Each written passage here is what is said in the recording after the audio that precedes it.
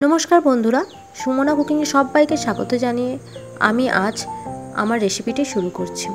আজকে আমি আপনাদের সঙ্গে শেয়ার করব লাউয়ের ঘন্ট ইলিশ মাছের মাথা দিয়ে।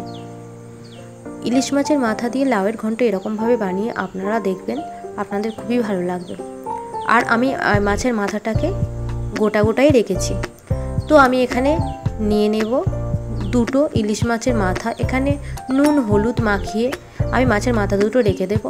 অন্য একটা কড়াই নেব, তার মধ্যে তেল দিয়ে শুকনো লঙ্কা আর তেজপাতা আর 5 ফোড়ন দিয়ে, ফোড়নটা থেকে সুন্দর যখন সেন্ট বেরোবে তখন আমি লাউ কুচিয়ে রেখেছিলাম ছোট ছোট করে, সরু সরু করে, সেইগুলোকে দিয়ে দেব। আমি এখানে শুধু লাউ দিয়েই করছি। তো আমি এখানে দেবো, অন্য একটা প্যান নেব, তার মধ্যে আমি একটু তেল দিয়ে ইলিশ মাছের মাথা দুটো ভালো করে আমি ভেজে নেব।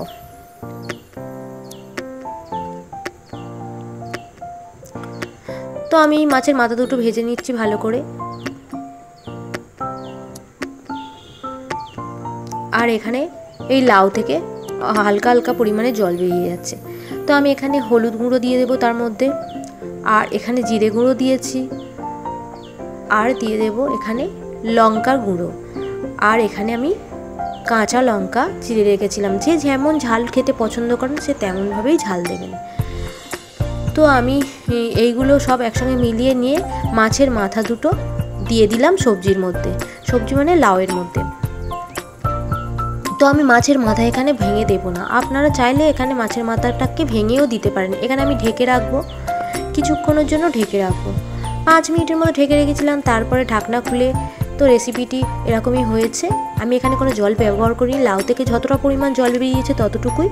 তো আমি মাথা দুটো আমি এখানে গোটা গোটাই রেখেছি, কারণ মাথাটা এখানে আমি দিয়ে দিয়েছি জিরে গুঁড়ো দিয়ে দিয়েছি একটুখানি, আর নুন দিয়েছি একটুখানি স্বাদ মতো। তো এখানে মাথাটা ভেঙে দিলে কাঁটা বেরিয়ে যায়, অনেকে পছন্দ করেন আমাদের বাড়িতে, তাই মাছের মাথাটা গোটাই রেখে দিলাম। আপনারা যদি মাছের মাথাটা ভেঙে দিয়ে করেন আরও ভালো খেতে লাগবে। তো আমার রেসিপিটি কেমন হয়েছে অবশ্যই কমেন্ট করে জানাবেন, আর ভিডিওটি ভালো লাগলে লাইকও করবেন, আর চ্যানেলটিকে সাবস্ক্রাইব করবেন।